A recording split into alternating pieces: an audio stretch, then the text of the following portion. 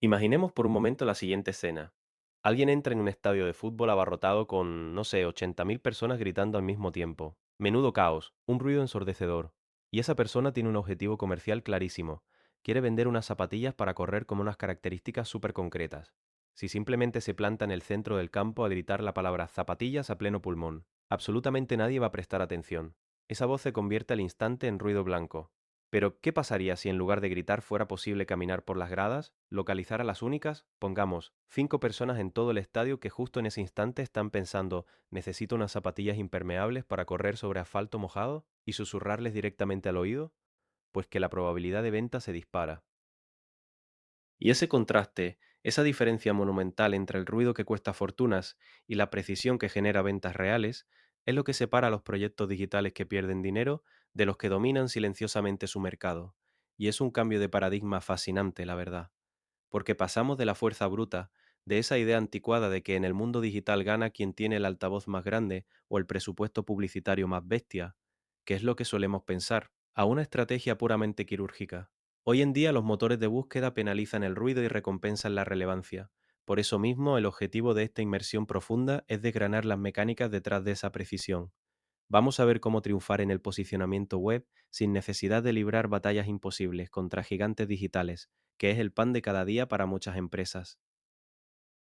El foco lo vamos a poner en las llamadas palabras clave, long tail o de cola larga, y vamos a explorar su impacto en el SEO y en la reducción del coste por clic, basándonos en el artículo exhaustivo de Jesús Vergara, titulado precisamente así: Palabras clave long tail, mejora tu SEO y reduce el CPC.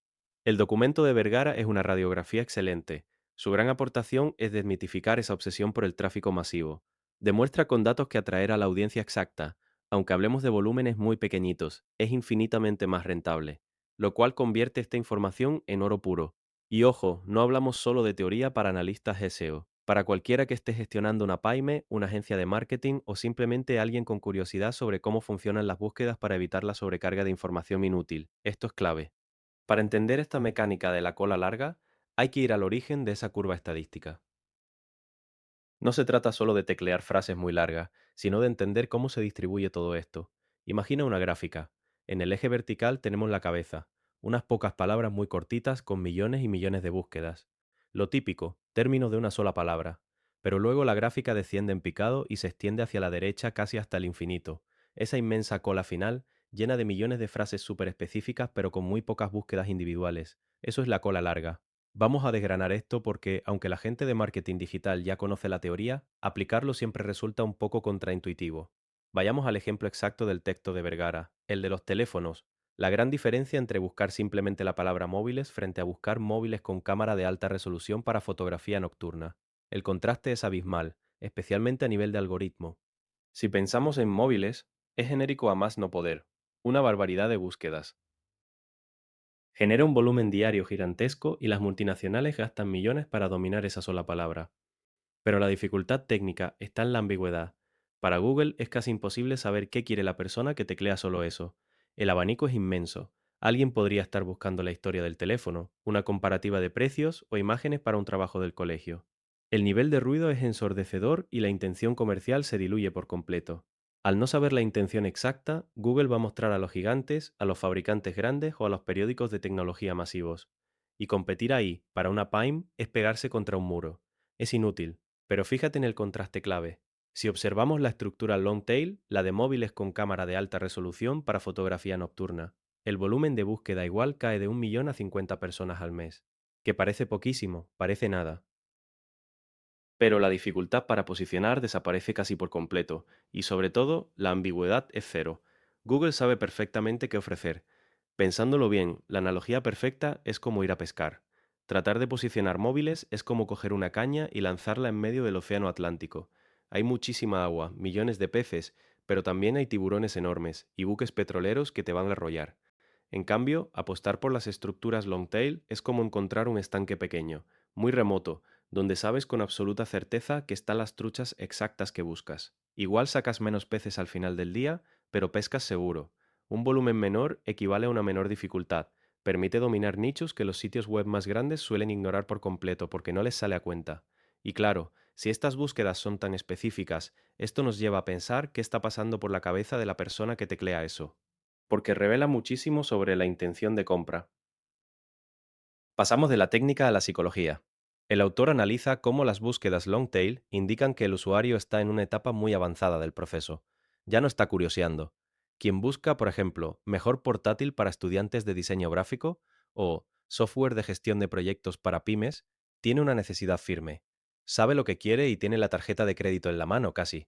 Esto se traduce en tráfico altamente cualificado, y eso significa mayor probabilidad de conversión y una tasa de rebote mucho menor. Ahora bien, cabe preguntarse, ¿no resulta un poco arriesgado apostar por términos que busca tan poquita gente? ¿No se está perdiendo la oportunidad de atraer a una audiencia masiva? Entiendo la duda, pero hay que entender por qué importa la calidad sobre la cantidad. El tráfico masivo de términos genéricos genera muchos rebotes. La gente entra, ve que no es lo que quería y se va en 3 segundos.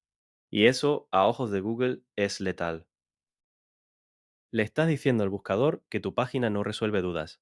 En cambio, con la cola larga, el contenido se alinea con las expectativas reales. La rentabilidad de tener a 20 personas que realmente compran supera con creces tener a 10.000 que solo entran a mirar y se van. Comprendido el inmenso valor de este tráfico, la duda natural será metodológica. ¿Cómo se descubren estas frases exactas? ¿Por qué no te las vas a inventar? Sería imposible. El artículo de Jesús Vergara detalla 4 vías principales. La primera es tirar de los clásicos, herramientas oficiales como el Google Keyword Planner, que te permite ver los volúmenes, pero también las tendencias. Ves si una frase se busca más en verano o en invierno, por ejemplo. La segunda vía es supervisual y la usamos todos sin darnos cuenta. Son las sugerencias y las búsquedas relacionadas que aparecen al final de la página de Google. El autocompletar, cuando empiezas a escribir y Google te sugiere el final de la frase, te está dando pistas gratis de lo que busca la gente en tiempo real. La tercera vía es el análisis de la competencia. Espiar al vecino, vaya. Usando herramientas como Ahrefs o SEMrush, puedes identificar lo que llaman brechas de palabras clave, términos que tu competencia no está explotando o donde están muy débiles. Te metes por ahí y les robas cuota de mercado sin que se den cuenta. Y la cuarta vía es una genialidad, el rastreo en comunidades, redes sociales y foros como Reddit. Las mejores pistas de SEO a veces no están en los algoritmos fríos, sino en foros donde la gente real hace preguntas cotidianas. Captar el lenguaje orgánico es fundamental. Alguien en un foro escribe desde la frustración, pone, no sé, cómo arreglar el error 504 en WordPress, al subir imágenes pesadas. Esa naturalidad es una mina de oro que las herramientas tasan en cero búsquedas, pero que es súper real. Estás captando la necesidad pura. Una vez que tienes esa lista de palabras clave perfectas, ¿qué haces con ellas? ¿Dónde y cómo se colocan en tu página web sin arruinar la experiencia de lectura? Porque si metes esa frase tan larga a calzador 7 veces en un párrafo, queda fatal, y Google te penaliza. El experto detalla unas reglas de optimización muy claras. Básicamente hay que estructurar el contenido para facilitar tanto la lectura humana como la indexación de los robots. ¿Y eso cómo se hace en la práctica? Usando encabezados jerárquicos, los famosos H2, H3, H4, y también listas con viñetas o bullet points, para que respire el texto. Recomienda incluir la palabra clave long tail en el título principal y a lo mejor en algún subtítulo, pero a partir de ahí hay que usar variaciones naturales para evitar que te penalicen por sobreoptimización. Es como la señalización en un supermercado. Si los carteles de los pasillos son súper específicos y claros, tanto el cliente como el gerente de la tienda, que en este caso sería Google, el algoritmo, ambos encuentran el producto ideal al instante, sin tener que dar 40 vueltas innecesarias por los pasillos.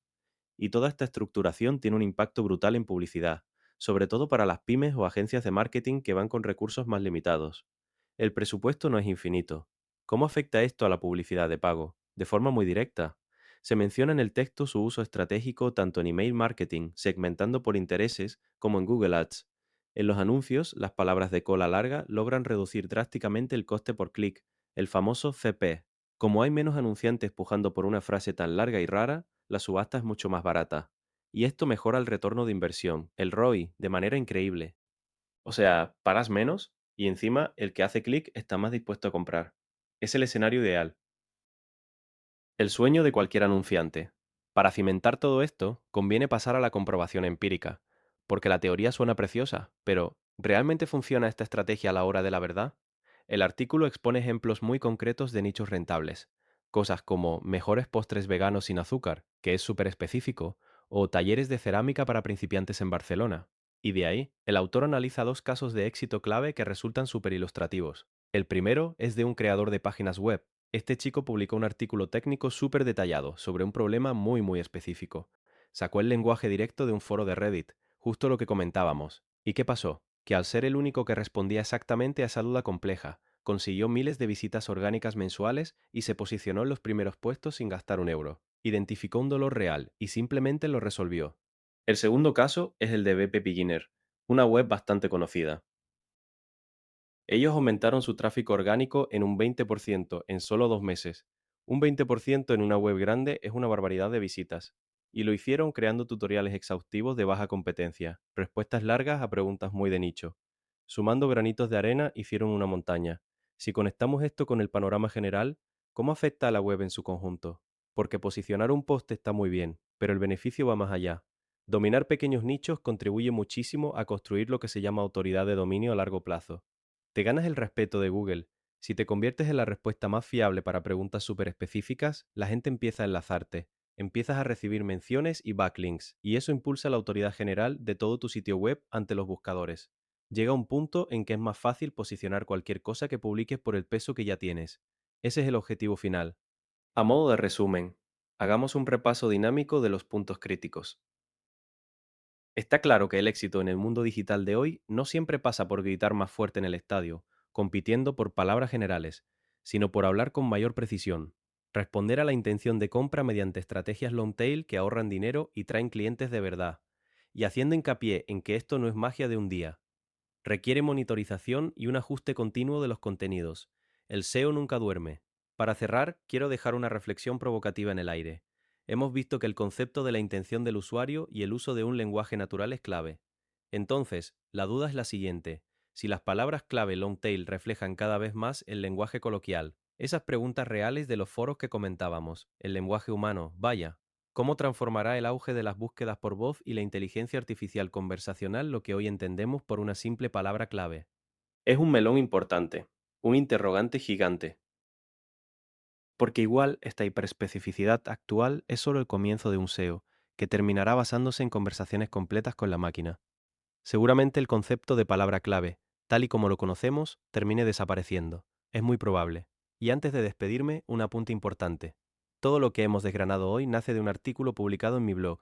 Si quieres profundizar en cada detalle, repasar los ejemplos con calma o tener la guía completa a mano para aplicarla en tu propio proyecto, te dejo el enlace directo en la descripción de este episodio.